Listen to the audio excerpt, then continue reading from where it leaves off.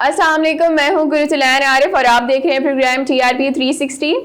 नाज़रीन, पाकिस्तान तहरीके इंसाफ के बाद जो हुकूमत आने वाली है जिसमें गालिबन शहबाज शरीफ प्राइम मिनिस्टर होंगे, इसके बाद मुल्क का निज़ाम हुकूमत कैसे चलेगा, मुल्क में क्या भूचाल आएगा, मुल्क की मईशत का क्या होगा, या तो संभलेगी या मजीद बर्बाद हो जाएगी। इसी हवाले से बात करेंगे। हमारे साथ मौजूद हैं शब्बीर हुसैन, प्रोग्राम में वेलकम करेंगे। शब्बीर साहब, ये बताइएगा कि आपको क्या लगता है कि इमरान खान के बाद जो हुकूमत आने वाली है जिसमें शहबाज शरीफ प्राइम मिनिस्टर होंगे, तो आप उस हुकूमत की कारकर्दगी को किस तरह देखते हैं? देखिए, बहुत ज़्यादा चैलेंजेस होंगे। पहले तो इंटरनल चैलेंजेस का डिस्कस कर लेते हैं ना, कि इंटरनल बनेगी कैसे ये हुकूमत, इस हुकूमत की फॉर्मेशन क्या होगी। एक होता है, जाहिर है कि इमरान खान जैसे कैप्टन थे अपनी टीम के और उनके नीचे फिर पूरी टीम थी, तो इस टीम की फॉर्मेशन क्या होगी। मिसाल के तौर पे कि मुमकिन तौर पर शहबाज शरीफ साहब जो हैं, जो सब कह रहे हैं कि वो प्राइम मिनिस्टर बनेंगे, तो अगर वो प्राइम मिनिस्टर बनेंगे तो उनके नीचे फॉर्मेशन क्या होगी। मिसाल के तौर पे कि सीनियर मिनिस्टर का ओहदा किसके पास होगा। सीनियर मिनिस्टर नहीं होगा तो फॉरेन मिनिस्टर कौन होगा। बिलावल भुट्टो जरदारी फॉरेन मिनिस्टर बनेंगे, या पीपल्स पार्टी की तरफ से हिना रब्बानी खर बनेंगी फॉरेन मिनिस्टर, या फिर शेरी रहमान साहिबा जो कि सेनेटर हैं वो भी फॉरेन मिनिस्टर बन सकती हैं, वो बन जाएंगी, या फिर ख्वाजा मोहम्मद आसिफ जो कि एक ज़माने में फॉरेन मिनिस्टर थे नून लीग के दौर में हमारे, वो बन जाएंगे। ये हमें नहीं पता। फाइनेंस मिनिस्टर कौन होगा। मिफ्ता इस्माइल साहब इस वक्त किसी भी तरह से असेंबली या पार्लियामेंट के रुकन नहीं है, ना सेनेट के रुकन है, ना कौमी असेंबली के रुकन है, लेकिन कल से सोशल मीडिया पे ये चल रहा है कि वो मुमकिन तौर पर फाइनेंस मिनिस्टर हैं, तो वो फाइनेंस मिनिस्टर बनने के लिए या तो वो एडवाइज़र ऑन फाइनेंस आएंगे, जैसे शौकत तरीन साहब इस वक्त इस हुकूमत के थे, तो ये होगा। फिर डिफेंस मिनिस्टर कौन होगा, फिर पानी और बिजली का वज़ीर कौन होगा। तो ये बड़ा एक मामला होगा इस टीम का कि ये टीम फॉर्म होगी, और आप ये keeping in that in mind कि ये एक बहुत बड़ा भानुमती का कुंभा जोड़ा गया है, ठीक है ना। कहीं का ईंट लाया गया है और कहीं का रोड़ा लाया गया है इसमें डालने के लिए। तो अब फिर प्रेसिडेंट अगर चेंज करने की बात होगी, आरिफ अलवी साहब को घर भेजा जाएगा, तो मौलाना फजलुर रहमान साहब प्रेसिडेंट बनेंगे। ये भी एक बड़ी ज़बरदस्त सिचुएशन होगी कि मौलाना Fazlur Rahman president of Pakistan. Sir, लेकिन आज ही हम देखते हैं कि बिलावल भुट्टो कहते हैं कि उनका सदर बनना कोई यकीनी बात नहीं है। हम वो देखेंगे जिसके पास वोट ज़्यादा होंगे, तो उसके बाद वजीर आजम के बाद सदर वो बनेगा। ठीक है, अगर वो बनेगा तो इसका मतलब है आसिफ अली जरदारी साहब सदर के उम्मीदवार होंगे। तो जरदारी साहब का पेट फाड़ना था शहबाज शरीफ साहब ने, और वो $6 मिलियन लाने थे जो स्विस बैंक पे पड़े हुए थे, तो जिन उनका पेट फाड़ते फाड़ते वो जो है वो सदर बन जाएंगे। शहबाज शरीफ साहब उन सदर के हल्फ लेंगे जिसका वो पेट फाड़ने चले थे, तो ये भी होगा। तो बेसिकली ये फॉर्मेशन होगी। तो और सबसे बड़ी बात, मैं एक इम्पॉर्टेंट बात बताऊं आपको कि यहाँ पे जो कॉलिशन गवर्नमेंट थी, पीटीआई की जो कॉलिशन गवर्नमेंट थी, उसमें जो डोमिनेंट पार्टी थी और प्री मेजर डोमिनेंट पार्टी थी वो पीटीआई थी। उसकी 155 सीट्स थी, फिर 4 सीटों 5 सीटों 7 सीटों वालों को मिलाकर के उन्होंने 172 की अपनी मेजॉरिटी ली थी। लेकिन यहाँ पे 86 सीट्स वाले नून लीग के शहबाज शरीफ साहब प्राइम मिनिस्टर बनेंगे, तो 86 सीट्स के साथ फिर वो डिपेंडेंट होंगे पीपल्स पार्टी की 54 सीटों के, उसके बाद वो डिपेंडेंट होंगे फजलुर रहमान साहब की सीट्स के, फिर वो डिपेंडेंट होंगे मुत्तहदा कौमी मूवमेंट के सीट्स के, फिर वो डिपेंडेंट होंगे बलूचिस्तान नेशनल पार्टी मेंगल की सीट्स के, बाप की सीट्स के, तो एनपी की सीट के।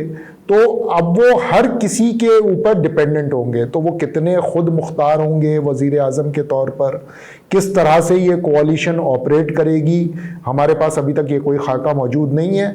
लेकिन अब क्योंकि भानुमती का कुंभा जोड़ा गया है, तो उम्मीद ये करनी चाहिए कि कम से कम 6 महीने 7 महीने 8 महीने ये कम से कम वहाँ तक हमें लेके चले जाएं जहाँ पर एक मुनसिफाना इंतखाबात हों, सारी जमातें उसमें शिरकत करें, और सबसे इम्पॉर्टेंट बात, जो अगले 2-2.5 महीनों में बजट आना है इस मुल्क का, उसके ऊपर भी ये कोई एक मुत्तफ़िका काम कर लें और एक अच्छा बजट दे दें हम सबों को। शबीर साहब, ये बताइएगा कि अगर शहबाज शरीफ वजीर आजम बनते हैं तो इनके जो केसेस इन पे चल रहे हैं मनी लॉन्ड्रिंग के, उसका क्या होगा, और एक बैनुल अक़वामी सतह पर हमारा क्या इमेज जाएगा कि वो लोग जिन पे केसेस बने हुए हैं वही उठ के हमारे पीएम बन रहे हैं, तो बैनुल अक़वामी सतह पे हमारा इमेज किस तरह से जाएगा? बड़ी इंपॉर्टेंट बात है, और ये मैं आपको रिकॉल कराऊं कि 2008-9 में जिस वक्त सदर जरदारी जो है वो पाकिस्तान के सदर बने थे, अपॉइंट हुए थे और इलेक्ट हुए थे, तो बैनुल-अक़वामी जराइद में आपको बता रहा हूँ, टाइम्स ऑफ लंदन, गार्डियन, बरतानिया के तो सारे के सारे, फिर अमरीकी अखबारात भरे पड़े थे कि एक आदमी जिसको मिस्टर 10% कहा जाता है, he was coined as mister 10%, और वो आदमी पाकिस्तान का सदर बन गया। तो एग्जैक्टली तारीख अपने आप को दोहराने जा रही है पाकिस्तान के अंदर। मेरी नज़र में जो अगले दिन की अखबारात की हेडलाइन नज़र आ रही है, जिस दिन शहबाज शरीफ साहब कल उठाएं या परसों उठाएं हल्फ वज़ीर आज़म का, तो अगले दिन की, उसके अगले दिन की जो हेडलाइन होगी वो होगी मुल्ज़िम वज़ीर आज़म पाकिस्तान। इल्ज़ाम तो है और केस भी है, बेल पर हैं अदालत से। तो एक तो ये, दूसरा उसकी सब हेडलाइन क्या होगी उस सुर्खी की, वो ये होगी कि शहबाज शरीफ साहब पाकिस्तान की अदालतों से मफरूर साबिक वज़ीर आज़म नवाज शरीफ के भाई हैं। यानी कि एक तो मुल्ज़िम वज़ीर आज़म बना है और उसका जो भाई है वो गो के 3 मरतबा पाकिस्तान का वज़ीर आज़म रहा है, लेकिन अभी अदालत से मफरूर है। अदालत ने इस वक्त उसको इश्तिहारी करार दिया हुआ है। तो अब आप सोचें कि दुनिया में हमारा इमेज क्या होगा कि हमने एक ऐसे आदमी को मुल्क का वज़ीर आज़म बना लिया है जिसके ऊपर 16 अरब रुपए का तो अभी ताज़ा मुकदमा है मनी लॉन्ड्रिंग का, और वो उस आदमी का भाई है जो अदालत की तरफ से इश्तिहारी है। तो इमेज का तो वहीं आपको सोच लें, जनाजा निकल जाएगा। तो एग्जैक्टली ये होने वाला है, और ये बिल्कुल माजी से मुताबिकत रखता है जो मैंने आपको बता दिया कि जरदारी साहब जिस वक्त बने, पूरे बैनुल-अक़वामी मीडिया ने इंडिया समेत मिस्टर 10% जो है वो कॉइन कर दिया था उनके साथ, और हम उसी को लेकर के बैठे रहे। और हमारा मीडिया जो कि आजकल इमरान खान के ख़िलाफ़ है, उस वक्त वो जरदारी साहब के ख़िलाफ़ था, और जरदारी साहब के ख़िलाफ़ एक कैंपेन चल गई थी कि ये आदमी जो कि जिसके ऊपर इतने भारी इल्ज़ामात हैं करप्शन के, ये पाकिस्तान का सदर कैसे बन सकता है। बैनुल-अक़वामी सतह पर हमारी नाक कटवा दी गई है। तो अब आप समझें कि हमारी नाक जो जुड़ी थी अब वो दोबारा कटने जा रही है। शबीर साहब, ये बताइएगा कि ये जो हमारा पड़ोसी मुल्क है भारत, इसके मीडिया पे एक मुहिम चली हुई है जिसमें तहरीके अदम एतमाद जो कि इमरान खान के अगेंस्ट आई है, इस पर बड़ा फोकस किया जा रहा है। तो इस हवाले से आप क्या कहेंगे? देखें, आज सुबह से लाइव, जैसे हमारे यहाँ लाइव ट्रांसमिशन चल रही है तहरीके अदम एतमाद के मामले को लेकर, इंटरेस्टिंगली भारत का मीडिया भी लाइव ट्रांसमिशन चला रहा है पाकिस्तान में तहरीके अदम एतमाद को लेकर। और सुबह मैं एक टीवी देख रहा था उनका, NDTV, वहां पर वो लाइव ट्रांसमिशन था और ऊपर जो बग लगा हुआ था उस पर लिखा था जिंक्स पाकिस्तान PM, यानी कि, और ये इमेज में अभी हम अपने प्रोग्राम में भी दिखा देते हैं कि पाकिस्तान के तमाम वज़राए आज़म, जिसमें वो बता रहे थे कि पाकिस्तान के तमाम वज़राए आज़म अपनी 5 साल की जो स्टिपुलेटेड पीरियड होता है किसी भी टेन्योर का प्राइम मिनिस्टर के, वो कंप्लीट नहीं कर पाए। ये जिंक्स्ड है। जिंक्स्ड का मतलब होता है पनौती होना। तो हमारे वज़राए आज़म के साथ कोई पनौती है कि वो अपने 5 साल कभी मुकम्मल कर ही नहीं पाते। एक तरह से वो तंज कर रहे हैं हमारे ऊपर भारतीय कि भाई ये एक ऐसा मुल्क है हमारे पड़ोस में जिसका कोई भी वज़ीर आज़म अपना जो मुकर्ररा टेन्योर होता है 5 साल का वो मुकम्मल नहीं कर पाता।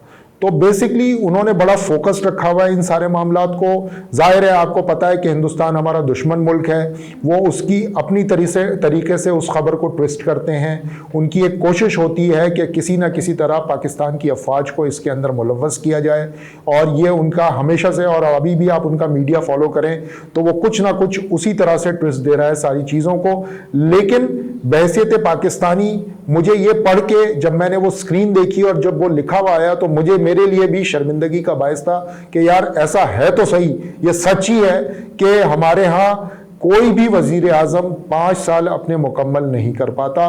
ये बड़ी हमारी बदकिस्मती है।